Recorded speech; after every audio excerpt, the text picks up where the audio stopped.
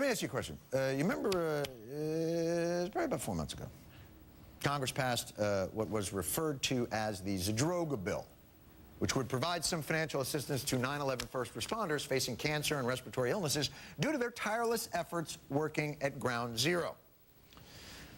When they passed the bill, something struck me as not quite right concerning this bill. It's not that the bill's namesake, James Zadroga, died before he could ever see any benefit from its passage, or that it took a Congress, well practiced in the use of 9/11 imagery when it suited their own political needs, more than 9 years of bickering and wrangling and wrangled bickering, and I guess you'd call it rickering, to take care of those who took care of us in the months following the attack. What bothered me most is that after passing the Zadroga bill, Congress didn't deliver one final kick to the nuts of the first responders. One final congressional you very much.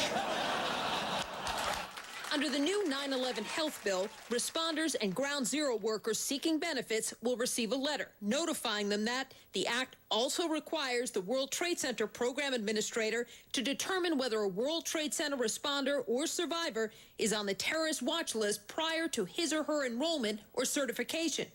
Oh, hey, great news! We finally got your check for your cancer treatments. Boom!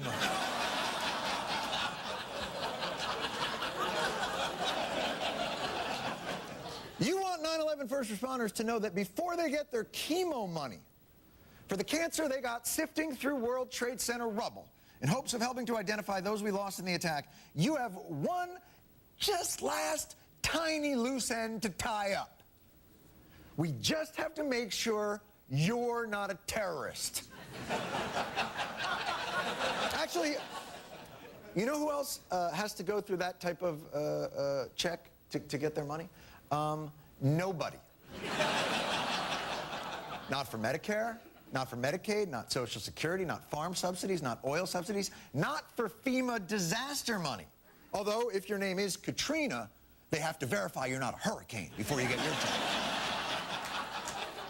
You want billions in bank bailout money? You get that without being cross-checked against the terrorist watch list. The only thing they want to know in that case is, did you start the financial meltdown in the first place? Because if you did, here's your money. We're actually thinking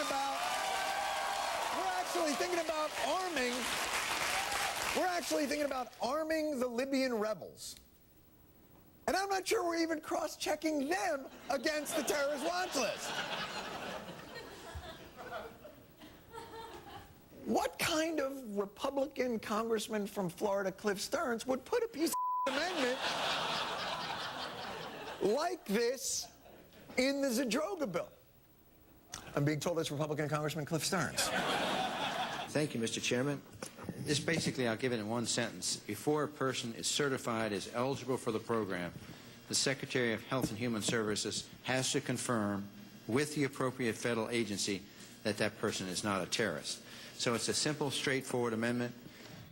Sir, I call it the literal insult to injury amendment. Does this cat really think anyone's going to support something so gratuitous and frankly dickish?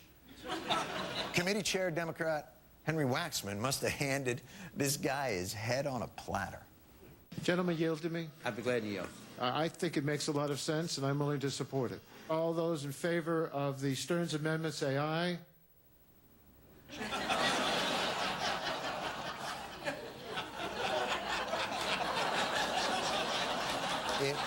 It makes a lot of sense. If by a lot of sense you mean it makes no sense. In fact, the only place something like this makes sense is in bizarro blackboard conspiracy universe. You know what? Here's my plan. Hey, listen, Mahmoud, I got a brilliant plan. I'm going to get a job as a New York City firefighter. I'm going to do that job. I'm going to do that job for about 10 or 20 years, you know, to blend in. And then, when Al-Qaeda attacks New York, praise Allah, I run into the fallen towers and try to save people, you know, as my cover.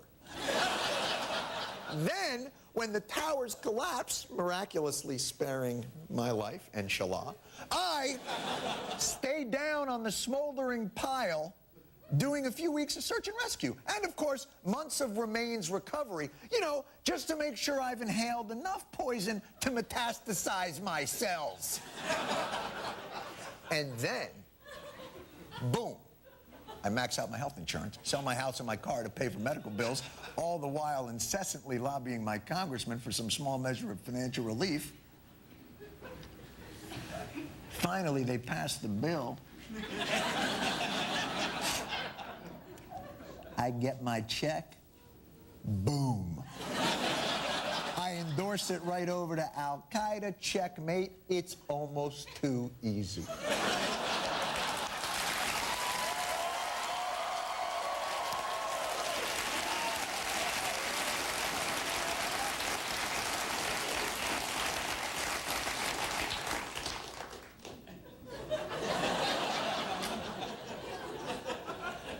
You wonder sometimes how our government puts on its pants in the morning. But you know what's nice? There isn't any political move so wrong-headed and immoral that you can't find a pundit to defend it. If we didn't do this and the money went to terrorists, could you imagine the outcry? It's important that we do it in this day and age. Yes, imagine the outcry. Oh, the crying would be out. Outcrying. Although, why stop there? How do we know some of these first responders aren't witches? Imagine the outcry if taxpayer dollars went to supporting the dark arts. I say we throw the first responders into the East River and see if they float before they get any money. Well, perhaps Congressman Stearns can clear this up himself. In a statement to CNN, he calls it a simple safeguard and says this protection is appropriate because under this legislation, workers, residents, students, passers-by, and anyone who was in the vicinity on 9/11 can join first responders and cleanup workers in submitting a claim for benefits. What does that have to do with the... Oh. You're insulting the 9/11 responders to weed out the flood of neighborhood passerby terrorists who got sick and waited around 10 years to submit insurance claims. These so-called innocent by terrorists.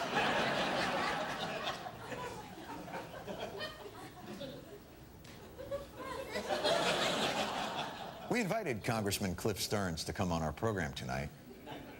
We even offered to waive our usual background check. But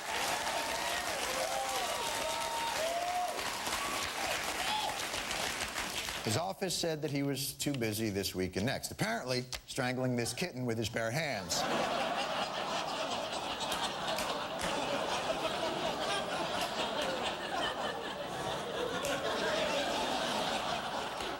On the off chance that it, too, may be a terrorist. We'll be right back.